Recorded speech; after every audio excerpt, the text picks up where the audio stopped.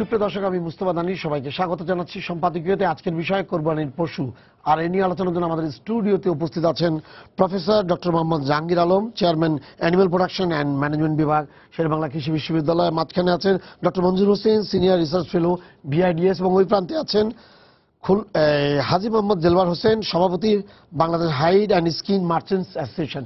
এছাড়াও খুলনা ব্যুরো থেকে সরাসরি আমাদের সাথে রয়েছেন কাজী আব্দুস সোবহান, ব্যবস্থাপনা পরিচালক, সুমাইয়া ডেইরি ফার্ম, খুলনা। তবে আলোচনা শুরু আগেই চলুন দেখে নিয়ে এখনকার প্রধান সংবাদগুলো। প্রিয়জনের সান্নিধ্যে ঈদ উদযাপনে শুরু হলো ঘরে ফেরা। যাত্রীদের চোখে মুখে আনন্দের উৎসবের আনন্দ। ঘাট সংকট ও যানবাহনের চাপে দৌলতদিয়া পাটুরিয়ায় তীব্র যানজট। কুড়িগ্রামে খাদ্য বান্ধব কর্মসূচির উদ্বোধন করলেন প্রধানমন্ত্রী। বললেন, এই দেশের মানুষ না খেয়ে থাকবে না। শুরু হলো হতদরিদ্রদের মাঝে 10 টাকা কেজি দরে চাল দেয়া। নাশকতার 3 মামলায় বেগম জিয়া সহ বিএনপির 84 নেতাকর্মীর বিরুদ্ধে অভিযোগ আমলে নিলেন আদালত। 18 অক্টোবর শুনানি শুরু।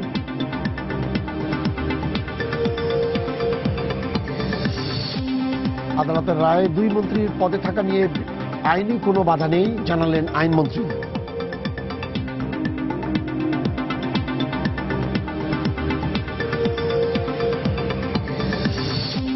যুদ্ধাপরাধীদের সম্পত্তির বিষয়ে ব্যবস্থা নেওয়ার প্রক্রিয়া শুরু।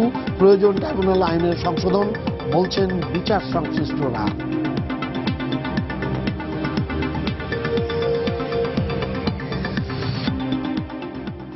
স্যার, বলা হচ্ছে গত বছর এরকমই আসছে, প্রায় 1 কোটি কোরবানির পশুর এই বছর দেয়া হবে কোরবানি। এর মধ্যে গত বছরও এরকমই ছিল, 96 লাখ বা এরকম আছে। এবং প্রাণী সম্পদ বিভাগ, যেটা আমাদের সরকারের তরফ থেকে যেটা বলা হচ্ছে, যে পুরো বিদেশি গরু ছাড়াই এই দেশে যে লালন পালন করা হয়েছে সেটা দিয়ে আমাদের যে চাহিদাটা আছে পূরণ করা হবে। গত বছরও কিন্তু এই জিনিসটা, এই প্রক্রিয়াটা অব্যাহত ছিল। কিন্তু বাস্তবে যখন আমরা দেখছি, তখন দেখছি সারা জেলাগুলোর যে হিসাবটা দিচ্ছে, সেই হিসাবের সাথে এই যে 40 থেকে 45 লাখ গরু মহিষের এই যে কোন জেলায় কত আছে সেটা যোগ বিয়োগ করে কিন্তু বাস্তবে প্রায় 10 লাখ আর হিসাবই পাওয়া যাচ্ছে না। তো এই অবস্থায় মানে যদি ভারত থেকে গরু না আসছে না আমি বলবো না, আসছে কিন্তু সেই পরিমাণ কম। আজকে চাঁপাইনবাবগঞ্জ থেকে আমাকে একটা দিয়েছে যে চাঁপাইনবাবগঞ্জ সীমান্ত দিয়ে গরু আসছে, এবং গত বছর অগাস্ট এবং জুলাই মাসে যে পরিমাণ গরু এসেছে তার থেকে বেশি গরু এসেছে। ওই কিন্তু অন্যান্য যে বর্ডারগুলো আছে, যেমন কুড়িগ্রাম আছে, যশোর আছে, রাজশাহী, তারা বলছে যে একদমই নাই। তো এখন আমাকে বলেন যে আসলে আমাদের এই নিজস্ব এই কোরবানি 1 কোটি কোরবানি দেওয়া সম্ভব? ধন্যবাদ আপনাকে। আসলে আমাদের দেশে অনেক আগে থেকেই ইন্ডিয়ার উপর নির্ভরশীল যে কুরবানির অবস্থা ছিল, গত 2-3 বছর থেকে কিন্তু এই জিনিসটা কমে এসেছে। কারণ হচ্ছে ইন্ডিয়া থেকে যখন এটা গরুগুলো আসা কমে গেছে, তখনই কিন্তু আমাদের খামারিরা, বাংলাদেশে অনেক খামারি কিন্তু গরু মোতাজাতকরণ বা এদিকে প্রবুদ্ধ হয়েছে এবং পৃষ্ঠপোষিত হয়েছে, এবং এর মাধ্যমে কিন্তু প্রচুর আমাদের দেশে এখন দেখা যায় যে গরু মোতাজাতকরণ, দেশি গরু বা ক্রস গরুগুলা কিন্তু এখন সব জায়গাতে পাওয়া যায় এবং অ্যাভেলেবল। এটা একটা কিন্তু আমাদের জন্য একটা ভালো দিক, কারণ কি পরনির্ভরশীলতা কমেছে। কিন্তু একদম যে ইন্ডিয়ান গরু কমে গেছে এটা কিন্তু বলার সুযোগ নাই। ইন্ডিয়া থেকে কিন্তু গরু টুকটাক আসে, কিন্তু আগের চেয়ে অনেক কমার ফলে আমাদের দেশে নিজস্ব খামারগুলো গড়ে ওঠার ফলে কিন্তু এটা আমাদের জন্য একটা আমাদের নিজস্ব, বিশেষ করে লোকজনের যে কর্মসংস্থান হওয়া, সঙ্গে সঙ্গে আমরা হচ্ছে আমাদের নিজেদের অ্যানিমেলগুলোকে একটু ডেভেলপ করা, এদিকে কিন্তু আমরা এগোচ্ছি। এদিক দিয়ে চিন্তা করলে কিন্তু আমাদের জন্য একটা ভালো দিক, এবং এই দিকটা ধরে রাখতে হলে কিন্তু আমাদেরকে আসলে ইন্ডিয়ান গরুটা যেটা হচ্ছে বন্ধ রাখা হয়েছে বা আরো যদিও আসতেছে, কিন্তু আরো বেশি রেস্ট্রিক্টেড করে দিতে পারলে পরে এটা আমাদের জন্য ভালো হবে। তবে যেটা বলা হয় যে আমরা পুরোপুরি মোটামুটি আমাদের নিজের উপরে এখন স্বতন্ত্রভাবে আমাদের নিজের মানে পরনির্ভরশীলতা টোটালি বন্ধ হয়েছে, এটা কিন্তু বলা যাবে না। কেননা আমাদের হচ্ছে যে পরিমাণ গরু দরকার সেই পরিমাণ গরু কিন্তু আমরা এখনো পর্যন্ত উৎপাদন করতে পারিনি, এবং আমাদের যে পরিমাণ ভালো জাতের গরু বা উন্নত গরু হওয়া দরকার সে ধরনের আমরা ডেভেলপ করতে পারিনি, যেটা করার জন্য আরো আমাদের সময় মানে দরকার একটা অংশ হৃষ্টপুষ্ট হচ্ছে যেটা করা হচ্ছে এবং গ্র্যাজুয়ালি ভালো হচ্ছে, এটা আমাদের জন্য ভালো দিক, কিন্তু পুরোপুরি আমরা এখনো মানে স্বাবলম্বী হতে পারিনি, যেটা আমাদের সুযোগ আছে ভবিষ্যতে। আপনি যে প্রশ্নটা করলেন জি। সেটা হচ্ছে ডিমান্ড সাপ্লাই গ্যাপের প্রশ্নটা Yes. বলেছেন। হ্যাঁ। কারণ হচ্ছে গত 2-3 বছর আগেও ইন্ডিয়ান গরু যথেষ্ট পরিমাণে প্রায় আসতো। 20 লাখ চলে আসছে। বিশেষ করে বলা হয় যে 50%-এর মতো ডিমান্ড মিট আপ হতো ইন্ডিয়ান গরু দিয়ে, যেটা এই মুহূর্তে হচ্ছে না। আর যদি ইন্ডিয়ান সরকার একটা ব্যান করেছে, সেই কারণে আমাদের এই ঘাটতিটা, আমি মনে করি না যে যেটা বলা হচ্ছে যে 2-3 বছরের মধ্যে আমরা পুরোপুরি লোকাল প্রোডাকশন দিয়ে ডিমান্ডটা মিট আপ করতে পারবো, এটা মনে হয় না সঠিক কথা। কিছুটা ঘাটতি আছে, এতে কোনো সন্দেহ নেই। যে যাই বলুক আর কি, আমাদের তা মনে হয়, এবং তার একটা ইম্প্যাক্ট পড়ছে প্রাইসের উপর, এবং প্রাইসটা একটু বেশি হয়ে গেছে। আপনি মাংসের দিকে দেখেন, গরুর দিকে দেখেন, ছাগলের দিকে দেখেন, এটা একটা বাড়বে এবং স্বাভাবিক। এখন প্রশ্নটা হলো যে আমাদের, আমার মনে হয় মেইন প্রশ্নটা হলো আমরা কিভাবে এই ডিমান্ডটা গ্যাপটা মিট আপ করবো। হ্যাঁ, একটা হতে পারে যে যেটা হচ্ছে লোকাল প্রোডাকশনটা আরো বাড়িয়ে দেওয়া, যেটা আমার মনে হয় একটা ট্রেন্ডটা তৈরি হয়েছে। এটা অনেকটা উনি যেটা বলতে চাই, এটা kind of blessings in disguise যেটা বলি, যে এটা বন্ধ করে দেওয়া, তো আমাদের লোকাল প্রডিউসাররা যেটা লাইভ স্বাবলম্বী হওয়ার যেটা ডেভেলপ আমাদের করছে, cattle স্বাবলম্বী আরো বাড়ার একটা চেষ্টা পশু করছে, এই খাতটা আরো ডেভেলপ করার সুযোগ তৈরি হয়েছে। এবং সাথে সাথে যারা কৃষক আছে, একটা ছোটখাটো দিয়ে একটা গৃহপালিত পশু করে, তারাও হয়তো উদ্বুদ্ধ হচ্ছে কিছুটা প্রাইসিং এর ক্ষেত্রে। আমার একটা অবজারভেশন হচ্ছে গত বেশ কয়েক বছর যদি আমরা দেখি গরুর বাজারের প্রাইসিংটা, এটার মধ্যে একটা ওই আমরা ইকোনমিক্সে বলি যে কবওয়েভ সাইকেল একটা প্যাটার্ন দেখা যায়। আপনার যদি সাপ্লাই বেড়ে যায় তখন প্রাইসটা ফল করে, এটা দেখে তারপরে বছর সাপ্লাই কমিয়ে দেওয়া হয়, যেটা হয়তো অনেকে ব্যবসায়ীরা করে থাকে। তারপরে আবার যখন দাম বেড়ে যায় পরের বছর আবার অতিরিক্ত হয়ে গেলে একটা কমে। এই ধরনের একটা প্যাটার্ন আছে। এটা দিয়ে আপনি যেটা বললেন যে এখন যে অবস্থায় প্রাইসিং দেখা যাচ্ছে, আমি জানি না এটা শেষ পর্যন্ত এইভাবে থাকবে কিনা, হয়তো বা একটা ট্রেনটা ভালো না এবার। হ্যাঁ একটু কমে আসতে পারে। তার একটা প্রমাণ হচ্ছে যে নিশ্চয়ই সাপ্লাই ঘাটতি আছে, এতে কোনো সন্দেহ নেই। এখন ওই ওই জায়গাটাতেই কাজ করা দরকার। এখন কি আমরা তাহলে যে ঘাটতিটা আছে ইন্ডিয়াকে বাদ দিয়ে অন্য দেশ থেকে আমদানি করবো কিনা? আমরা মিট আমদানি করতে পারি, ক্যাটেল আমদানি করতে পারি, সেটা কতটুকু কস্ট এফেক্টিভ হবে সেটা অবশ্য ভাবনার বিষয়, এবং সেদিক থেকে সেই জায়গাটা ওপেন রাখা দরকার, সেই স্টেজটা। তাহলেই হয়তো মার্কেটটা একটা ব্যালেন্সের যে ব্যালেন্সের ব্যাপারটা আসবে। আমি মনে করি সেই জায়গাটা বন্ধ করা উচিত না। কারণ হচ্ছে এতে করে ভোক্তা এবং যারা বিক্রেতা উভয় পক্ষের জন্যই একটা ব্যালেন্স পজিশন একটা আসার একটা সুযোগ আছে। আজিজ এলবার বলেন, গত বছর যেরকম যে চামড়ার যে অবস্থা ছিল আপনাদের, এই যে ট্যানারি মালিক সমিতি একটা অ্যাসোসিয়েশন, যিনি ওনারা দাম ঠিক করে দেয় স্কোয়ার ফুট হিসাবে চামড়াগুলোর, হ্যাঁ গত বছর এমনি তারপরও দেখা গেছে যে বেশি দামে কেনা হয়েছে এবং আপনারা বলছেন যে আপনাদের লস হচ্ছে, বেশি দাম পড়ে গেছে। এবার তারা 30% আরো কমিয়ে দেওয়ার, গত বছর থেকে আরো 30% কমিয়ে দেওয়ার প্রস্তাব দিয়েছেন। সরকার বলেছেন যে এই ধরনের প্রস্তাব অযৌক্তিক প্রস্তাব, পাশের দেশের সঙ্গে মিল রেখেই করতে হবে, না হলে এটা নিয়ে আর অন্য সংখ্যা থেকে যাবে। এবার আপনাদের কি মনে হচ্ছে? না, আসল কথা কি, বাস্তব দিকগুলো আমাদের বিবেচনা করেই এই কথা বলতে হবে। আমি বাণিজ্য মন্ত্রণালয়ের মাননীয় মন্ত্রী মহোদয়ের সেই মিটিংয়ে উপস্থিত ছিলাম, এবং আজকে আমাদের 3টা অ্যাসোসিয়েশন মিলে আমরা কিছুক্ষণ আগে মিটিং করে এসেছি। তো ট্যানার্স অ্যাসোসিয়েশন এবং finish leather goods exporter association এবং আমাদের Bangladesh hide and skin merchant association, তো আমরা কিন্তু আজকেও মূল্যটা নির্ধারণ করতে পারিনি।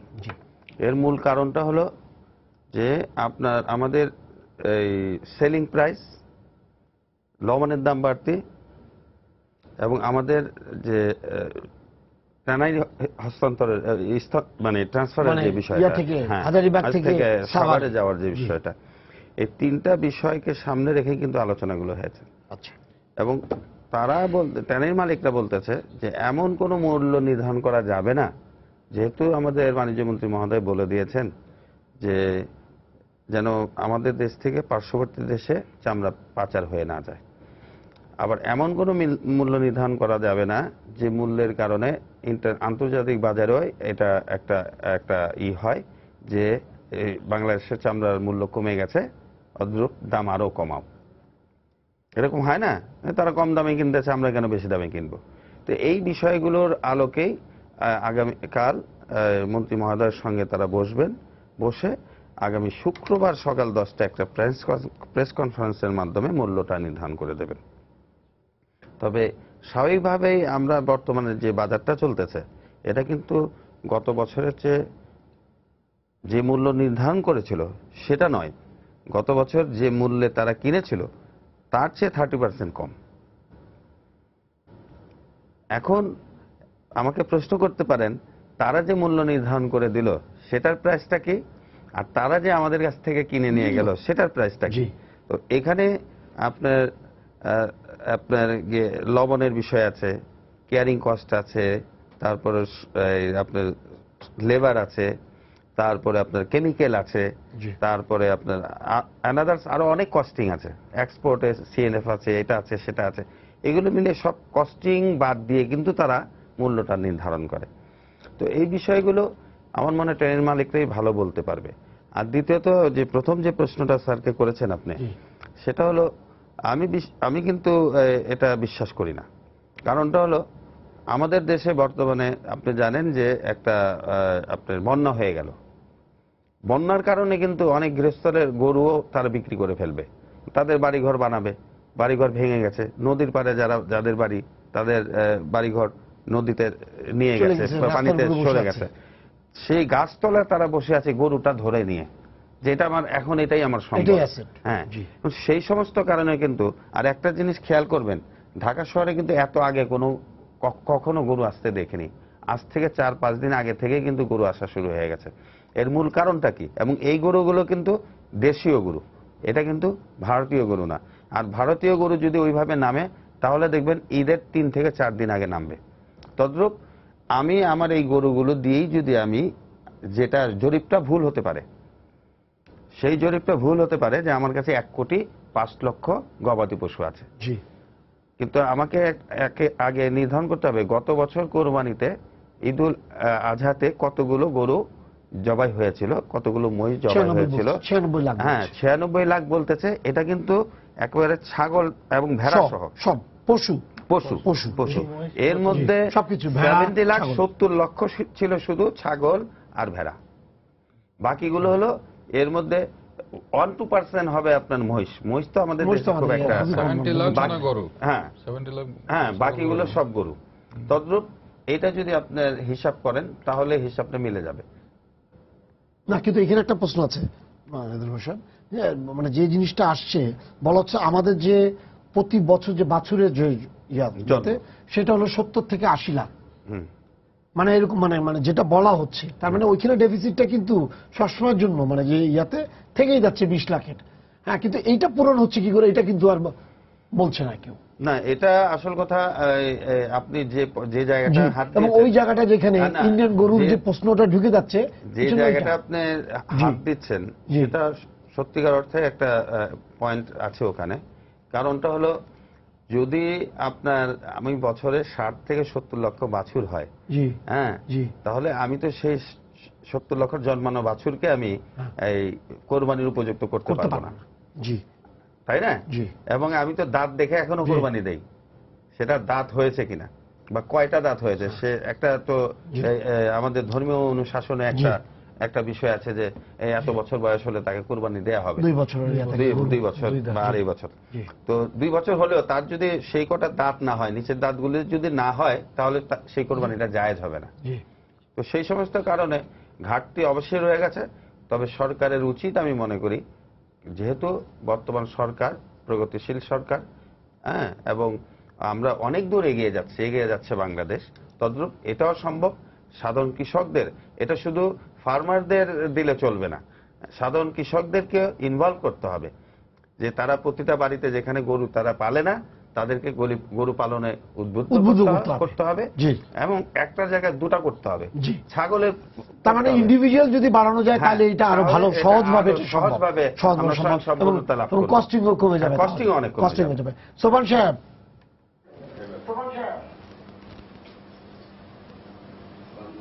আপনি শুনতে পাচ্ছেন? জি জি জি। আচ্ছা, আপনি বলেন, আপনি তো শুনলেন, আপনি তো একজন বড় ধরনের খামারি, আপনি বলেন এই গরুর দাম, পশুর দাম এবছর এত বেশি কেন? না, আসলে স্যার যে কথাটা বললেন যে একবারে কিন্তু সবকিছু কমানো সম্ভব না। আপনি একটা জিনিস পরিষ্কার বলছেন যে এটা আস্তে আস্তে ধীরে ধীরে হবে, কিন্তু আমাদের মূল যেই ব্যাপারটা সেটা হচ্ছে গোখাদ্যের যে দাম, এটা কিন্তু দাম এত বেশি যে একটা মানুষের খাবারের চেয়ে কিন্তু এই গোখাদ্যের দামটা অনেক বেশি। মানুষের খাবারের চেয়ে গোখাদ্যের দামটা এত বেশি যে যেটা কিন্তু আসলে গরু পালার জন্য খুব একটা না, মানে সবার জন্য খুব মানানসই না। তো যার কারণে গরুটা যেই জিনিসটা বললেন আর কি, যে গরুটা প্রত্যেক বছরই কিন্তু গ্রোথ হয় না। এটা ধরেন গত বছর ইন্ডিয়া থেকে গরু পর্যাপ্ত পরিমাণ আসছে, এই বছর আসে নাই।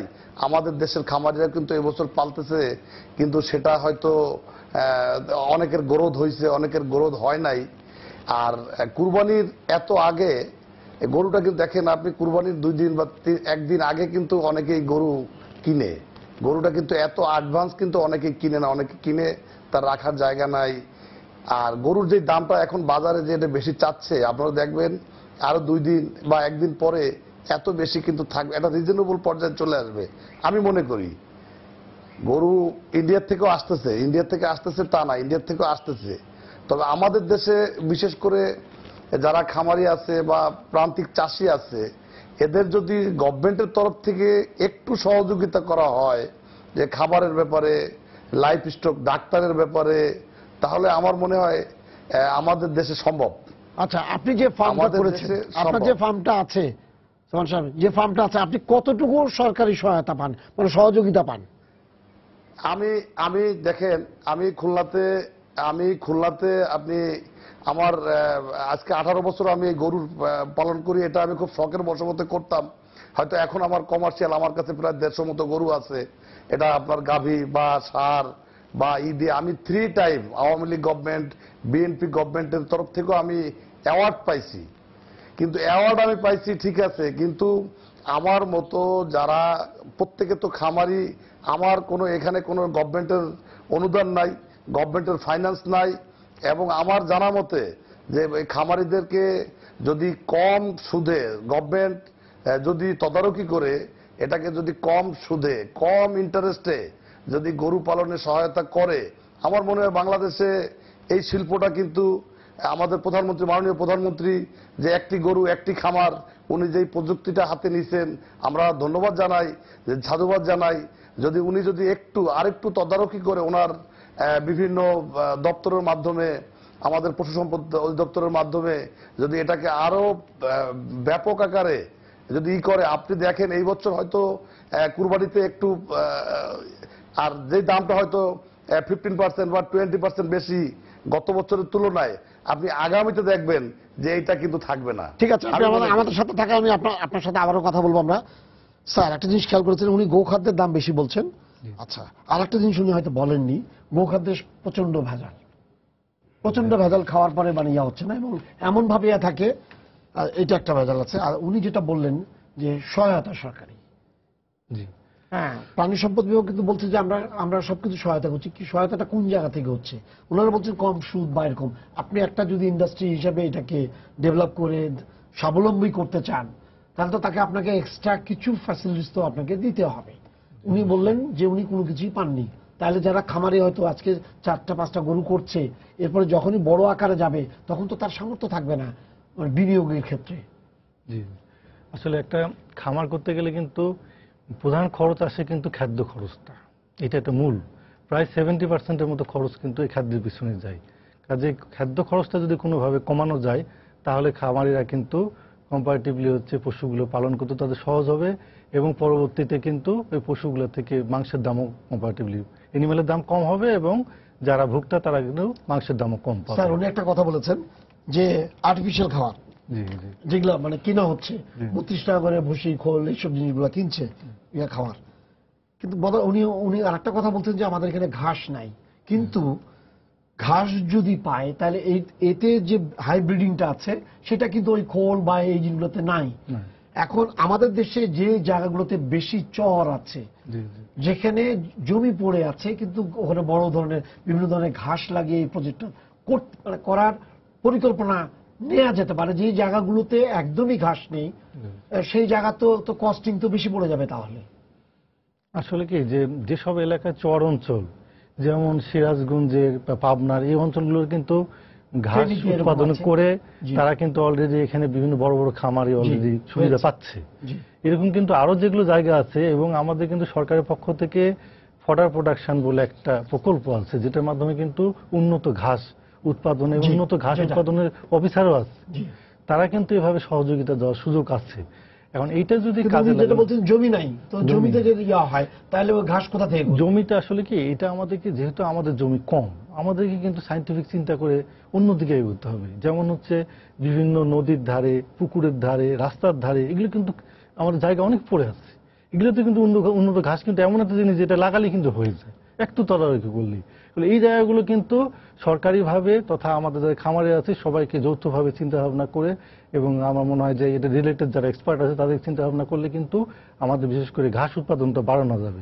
কিন্তু শুধু ঘাস দিলে তো আর এনিম্যালে হবে না, আমাদের দরকার হচ্ছে কনসেন্ট্রেট দানাদার খাদ্য। সেই দানাদার খাদ্য ক্ষেত্রে কিন্তু ম্যাক্সিমাম খাদ্যগুলো কিন্তু আমরা ভুসি বা ভুট্টা দানাদার যেটা, সেটা কিন্তু আমাদের ইম্পোর্ট করে আসছে। এইটা যদি সরকারিভাবে কোনোভাবে, যেহেতু খামারের দিকে তাকিয়ে এবং ভবিষ্যতে আমাদের উৎপাদন খরচ কমানোর জন্য, এটা কিন্তু আমাদের কিভাবে তাদেরকে ওটাতে হয়তো কিছু সহায়তা করে বা সুদ কমায় দিয়ে, বা তাদেরকে হয়তো যেগুলো ইম্পোর্ট করবে সেটা সাবসিডি দিয়ে খামারদেরকে দেওয়া হয়, সেক্ষেত্রে কিন্তু খাদ্য খরচটা কম্পারেটিভলি কমে যাবে।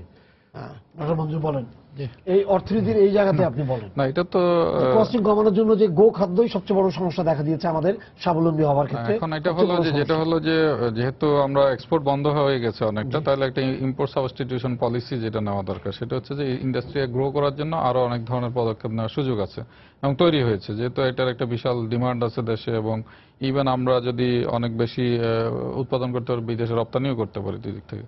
তো সেদিক থেকে লাইভ স্টক যে খাতটা আছে, একে বিভিন্নভাবে সহায়তা দেওয়া প্রয়োজন। আগে যতটুকু হয়তো দেওয়া হতো না, এখন সুযোগ এসেছে, এবং আলাদাভাবে কিছু মানে কম্প্রিহেন্সিভ পলিসি নেওয়া, যার মধ্যে গোখাদ্য আছে, চিকিৎসা আছে, তাদের জন্য ঘাস উৎপাদনের প্রকল্প নেওয়া যেতে পারে। বিভিন্ন যেসব কথাগুলো আছে, এগুলো ডেফিনেটলি এখানে সরকার বিভিন্ন ইনসেন্টিভ প্যাকেজ দিতে পারে।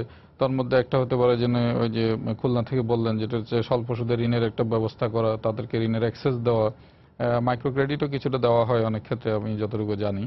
তারপরে আপনার অন্যান্য ধরনের সাবসিডাইজড, যেমন ইম্পোর্টেড যেসব ফুড, গোখাদ্য বা অন্যান্য অ্যানিমাল ফুড আছে, সেগুলোকে কিছুটা ট্যারিফ কমিয়ে দেওয়া, বা সেখানে যাতে আরো সুলভ মূল্য হয়।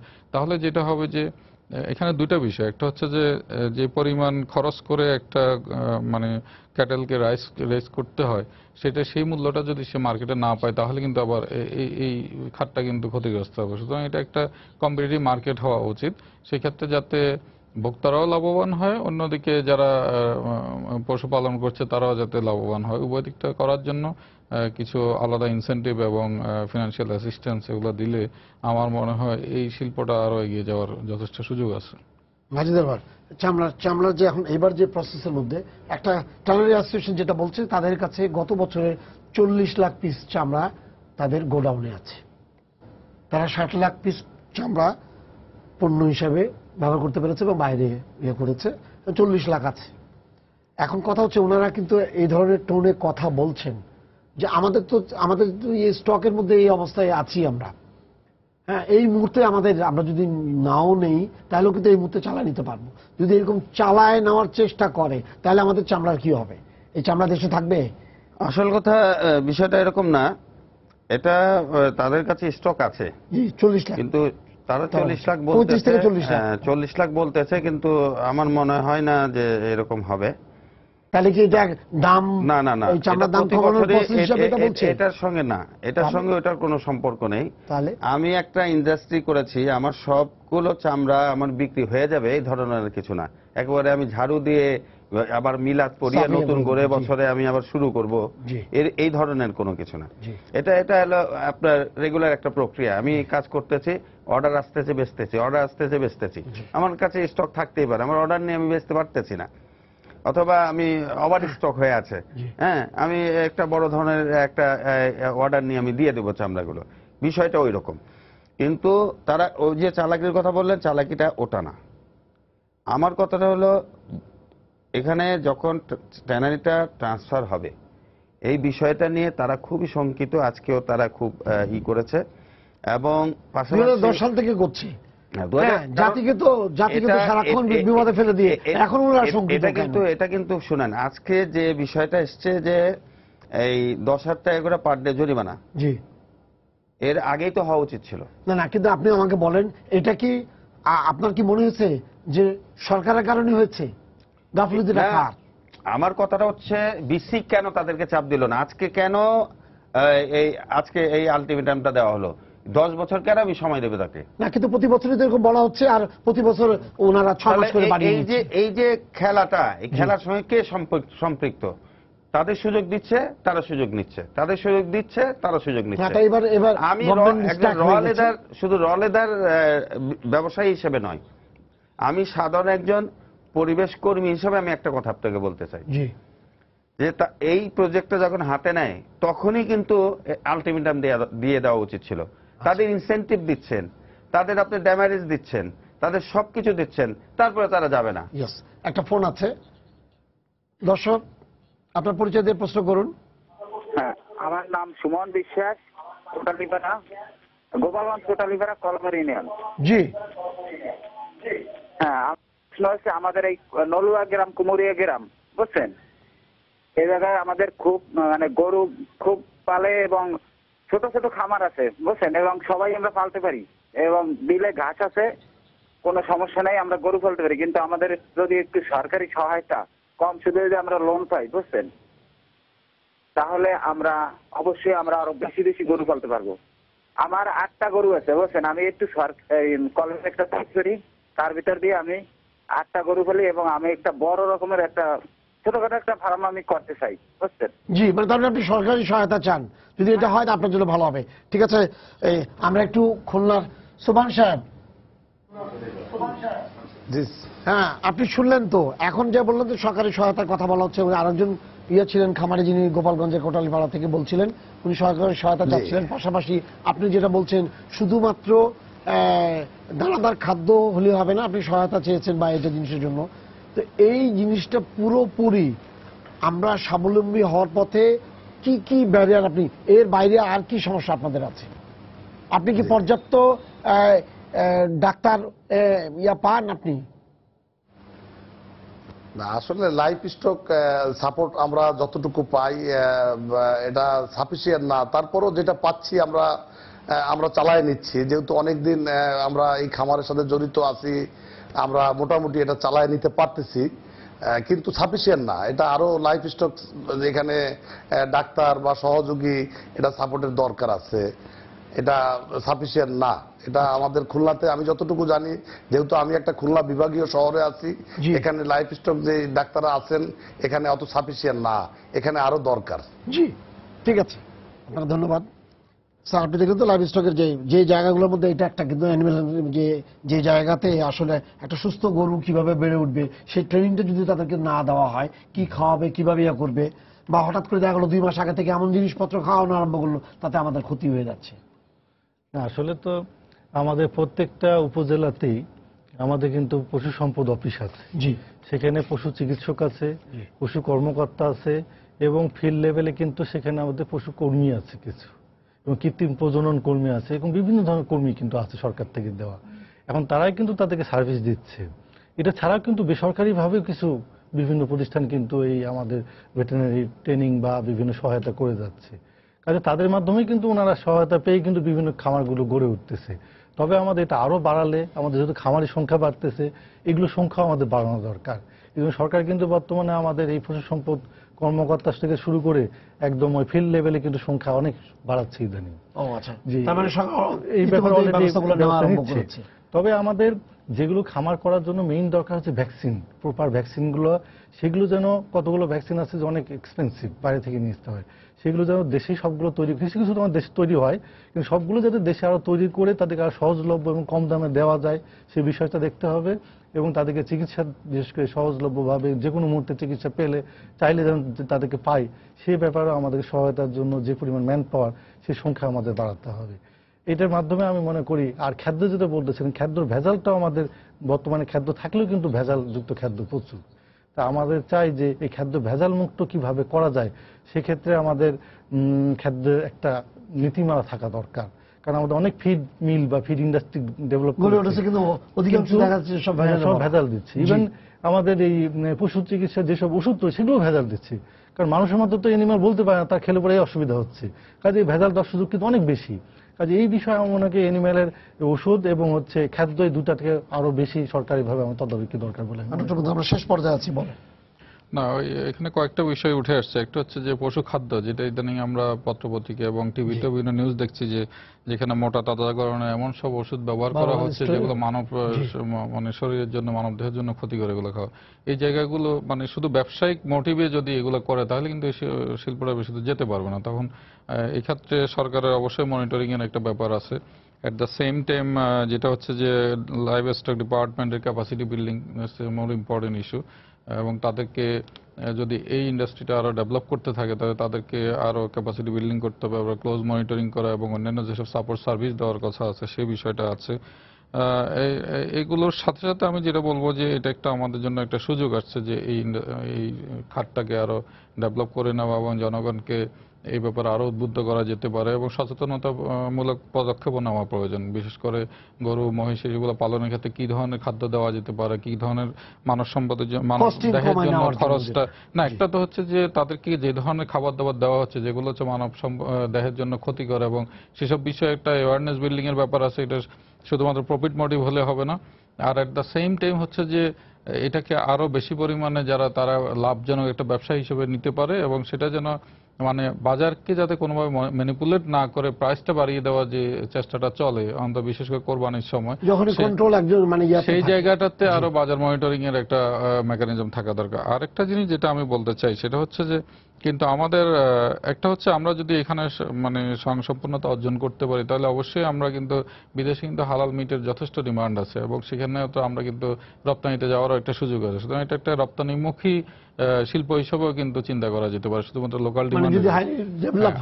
এট দ্য সেম টাইম যেটা হচ্ছে যে মার্কেটে যদি একটা দেখা যায় সত্যি একটা ঘাটতি আছে তাহলে কিন্তু আমরা ইম্পোর্ট করার চিন্তা করতে পারি, হয় মাংস ইম্পোর্ট করতে পারি, কারণ আপনি দেখেন 2 বছর আগেও 300 টাকা কেজি ছিল, যেটা 450 টাকার মতো হয়ে গেছে।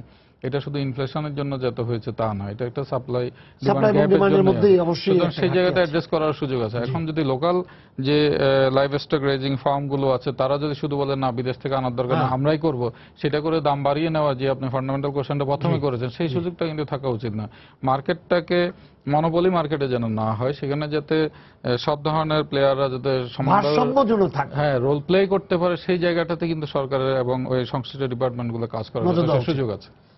আমরা শেষ পর্যায়ে একদম, আপনি আমাকে বলেন যে এই যে চামড়ার ইয়াটা, যেটা প্রত্যেকটা জেলার চামড়া ব্যবসায়ী সমিতির অভিযোগ হলো যে সারা বছর ধরে আমরা আমাদের টাকা দিয়ে লোন করে যেখান থেকে হোক টাকাটা নিয়ে, যেহেতু গভর্নমেন্ট তাদেরকে তো লোন দেয় না, তারা অন্যভাবে বিভিন্ন লোকের কাছে ধার নিয়ে এই ব্যবসাটা করে, চামড়া নেয়, চামড়া ইয়ে করে, এবং মৌখিক কথাতে কোনো টাকা পেমেন্ট ছাড়াই ওই লাখ লাখ টাকার জিনিসপত্র চামড়াগুলো ঢাকাতে পাঠিয়ে দেয়। তারপরে তারা বলছে প্রত্যেকটা জেলা থেকে একই অভিযোগ যে বছর ঘুরে যায়, প্রায় শেষ পর্যায়ে এখন আছে নোটিশের মধ্যে, যে শেষ পর্যায়ে এসে টাকা না দিলে তারা কি করবে তারা নিজে বুঝতে পারে না। কেন এই অভিযোগটা? এটা পরম সত্য কথা বলেছেন।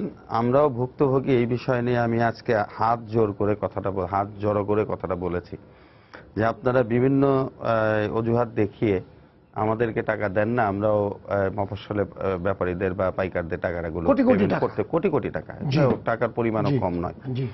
তো সেখানে তারা অনেকগুলো কথা আমাদেরকে বলেছে যে আমাদের কাছে যে কথাটা আগে চলে এসছে 40% চামড়া রয়ে গেছে অবিকৃত, আমরা চামড়া বিক্রি করতে পারিনি, দাম কমে গেছে, তারপরে ট্যানেজ শিফটের বিষয়ে আমরা ওখানে অনেকগুলো টাকা লস না অনেকগুলো টাকা ওখানে ইনভেস্ট করে ফেলেছি। তো এগুলো তারা বলছে। তো এই সমস্ত কথা বলার কারণে শুধু এইবার না যে এটা এবার বলতেছে, কিন্তু অতীতেও ঘটনা নিয়মিত হচ্ছে। তবে আমার মনে হয় কি জানেন, আপনার চা কিন্তু অনেক নিচে চলে এসছে, এখনো চা নীতিটা আছে। পাট একসময় উঠে গেছিল, পাট মন্ত্রণালয় এখনো আছে, কিন্তু আমরা কেন এই দেশের একটা সম্ভাবনাময় খাত চামড়া, যেটা আপনার গার্মেন্টস এর পরেই এটার এক্সপোর্ট ভলিউম, তাহলে আমরা কেন এই চামড়ার শিল্পকে আমরা প্রাধান্য দিয়ে একটা আলাদা আমরা একটা নীতি প্রণয়ন করি না? যদি একটা নীতিতে চলে আসে, যেমন সরকার শেষ পর্যায়ে কিন্তু আমি আরেকটা কথা আছে আমার, এটা চামড়া, যেহেতু আমি কাঁচা চামড়ার ব্যবসা করি, সেখানে চামড়ার লবণের বিষয়টা নিয়ে, লবণের অতি মূল্যের কারণে কেউ যেন চামড়ায় লবণ কম না দেয়, আমার একটা অনুরোধ। কারণ তাহলে চামড়ার গুণগত মান নষ্ট হয়ে গেলে আমরা রপ্তানির আয় আমাদের অনেক কমে যাবে, তার দেশের ক্ষতি হবে। তদ্রূপ চামড়া হলো দেশের একটা সম্পদ, এটা থেকে বাঁচার জন্য অবশ্যই পরিমাণ মতো লবণ আমি সবাইকে দেওয়ার অনুরোধ করব। আপনাকে ধন্যবাদ, আপনাদের সবাইকে স্টুডিওতে আসার জন্য ধন্যবাদ। পাশাপাশি আমি খুলনার সোবান সাহেবকেও ধন্যবাদ দিচ্ছি আমাদের সাথে যোগ দেওয়ার জন্য। সবাইকে শুভেচ্ছা জানিয়ে শেষ করছে আজকে সম্পাদকীয়। আগামীকাল আবারও দেখা হবে রাত 10টায়, দেখার আমন্ত্রণ রইল। শুভরাত্রি।